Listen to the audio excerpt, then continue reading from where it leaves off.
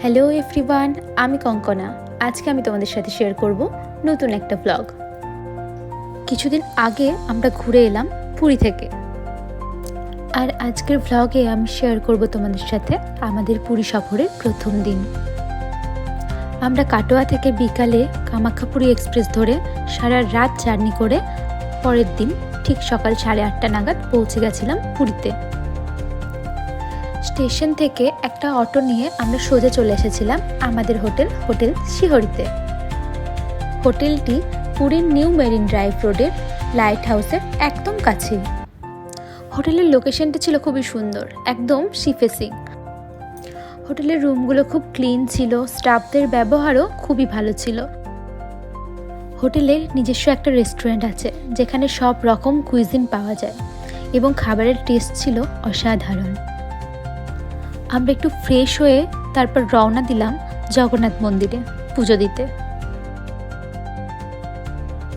মন্দিরে ঢুকেই অন্যরকম একটা অনুভূতি কাজ করছিল মনের মধ্যে।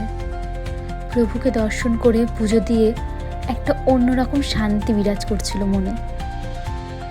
পুরীর এই জগন্নাথ মন্দির শুধু একটা মন্দির নয়, এটি উড়িষ্যার সংস্কৃতি ও ঐতিহ্যের প্রাণকেন্দ্র। এই মন্দির ভক্তের বিশ্বাসের এক জীবন্ত প্রতীক। দেশ বিদেশ থেকে হাজারো হাজারো ভক্ত রোজ ভিড় জমায় একবার প্রভুকে দর্শনের জন্য।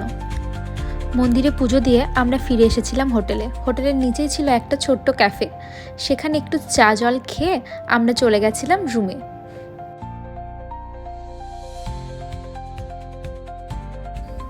রুমে গিয়ে ফ্রেশ হয়ে রেস্ট নিচ্ছি, তার মধ্যে আমাদের পান্ডাজি চলে এলেন ভোগ নিয়ে।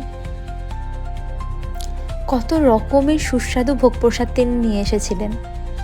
তিনি নিয়ে এসেছিলেন কণিকা ভোগ, ঘি ভাত, ঘিতান্ন, নুনতান্ন, ডাল, 2-3 রকমের তরকারি, রাবড়ি ও মালপোয়া। প্রভু জগন্নাথ দেব পুরীতে আসেন ভোগ গ্রহণ করতে।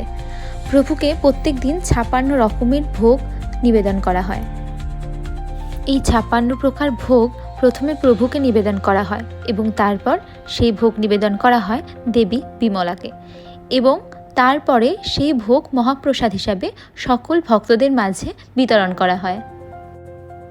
প্রভুকে প্রতিদিন মোট 6 বার ভোগ নিবেদন করা হয়। প্রথমবার যখন প্রসাদ মুখে দিলাম, মনে হলো এমন স্বাদ আমি আগে কখনো পাইনি। এটি শুধুমাত্র পেটের খিদে মেটায় না, মনকেও এক অসাধারণ শান্তি এনে দেয়। এই প্রসাদের প্রতিটি দানা যেন এক পবিত্রতার স্বাদ বহন করে। সত্যি কি অপূর্ব সেই স্বাদ, যা ভাষায় প্রকাশ করা অসম্ভব। পুরীতে প্রথম দিন আমাদের এভাবেই কেটেছিল। তাহলে আজকের ব্লগটা আমি এখানেই শেষ করছি।